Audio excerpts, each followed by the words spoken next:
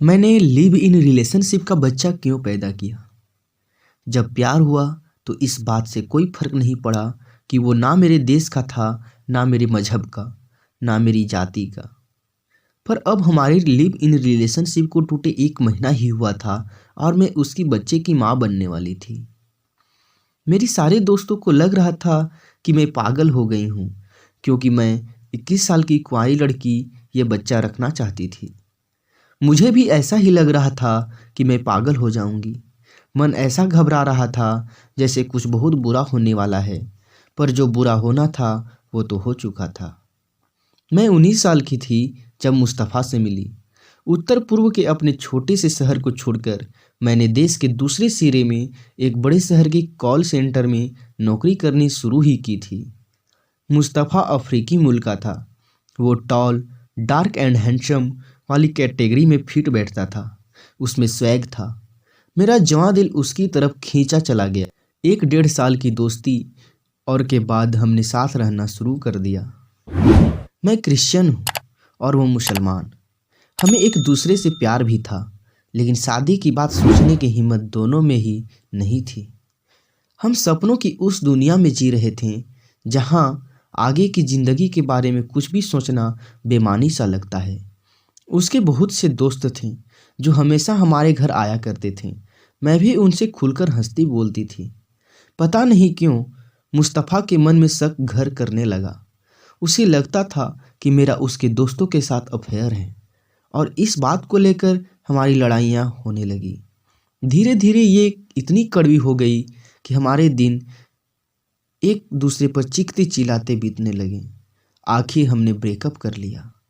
मैं बहुत दुखी रहने लगी, घंटों रोती रहती और इसका असर मेरे काम पर भी पड़ने लगा। मेरी नौकरी छूट गई।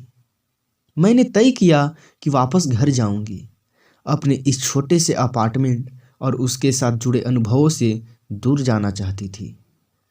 लेकिन मेरी सारी प्लानिंग फेल हो गई जब उस महीने मेरे पीरियड्स नहीं आए। पास की एक दुकान से प्रेगनेंसी टेस्टिंग किट लेकर आई तो मेरा डर सही साबित हुआ। रिजल्ट पॉजिटिव था।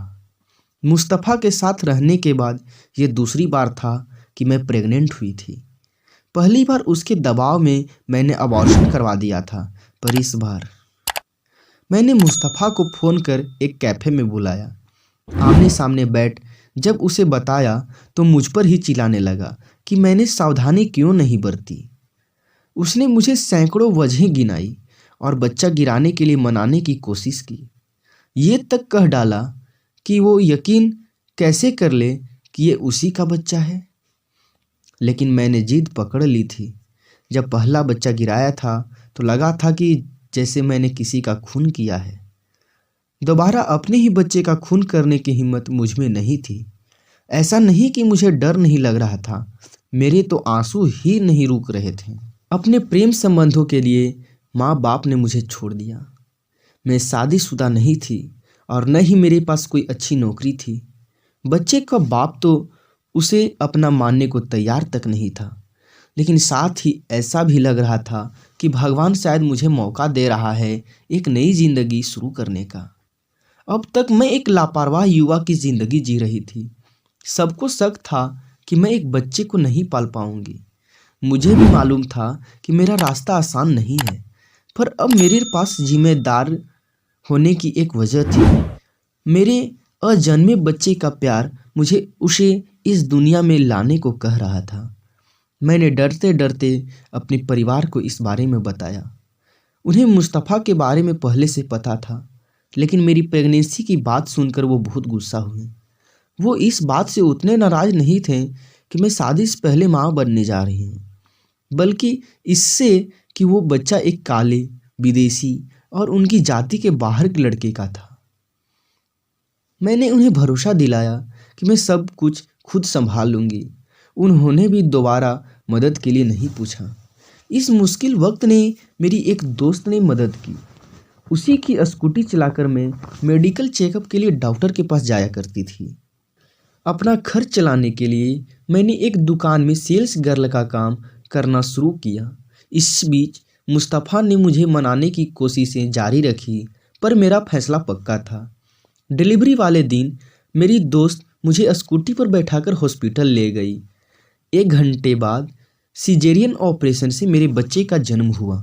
जब मुझे होश आया तो बच्चा मेरी दोस्त की गोद में था और डॉक्टर मेरे पास खड़ी मुस्कुरा रही थी।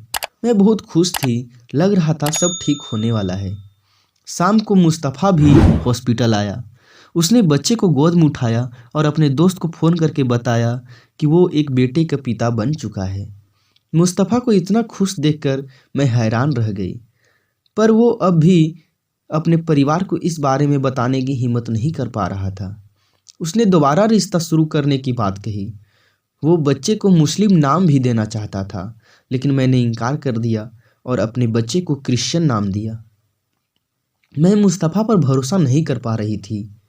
कुछ दिनों बाद मेरी माँ और कज़िन भी मेरे पास आ गए। अब मैं अकेली नहीं थी। अगले साल मुस्तफ़ा भारत से अपने देश लौट गया और फिर मेरी ज़िंदगी में कभी वापस नहीं आया। अब मैं 29 साल की हूँ और मेरा बेटा 6 साल का होने जा रहा है। ये वक्त बहुत मुश्किल था, पर उसे बड़ा करते करते मैं और निडर हो गई हूँ।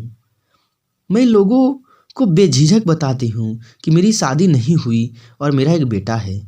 उससे भी कहती हूँ अगर कोई उसके पापा का नाम पूछे तो मुस्तफ़ा बताए। मुझे अपने फैसले पर कोई पछतावा नहीं है। मैं खुश हूँ। मेरा बेटा अब मेरी माँ के घर में रहता है क्योंकि मैं यहाँ अपना करियर बना रही हूँ। अब पार्टियों और इवेंट्स में गाना गाती हूँ। पैसा जमा कर अपने बेटे का भविष्य सुरक्षित बनाने की कोशिश कर रही हूँ। वो बहुत ही प्यारा बच्चा है। मुस्तफ़ा के साथ मेरा रिश्ता हमेशा के लिए ख़त्म हो गया, लेकिन ये हमेशा खास रहेगा। इस रिश्ते से मैंने जीना सीखा है।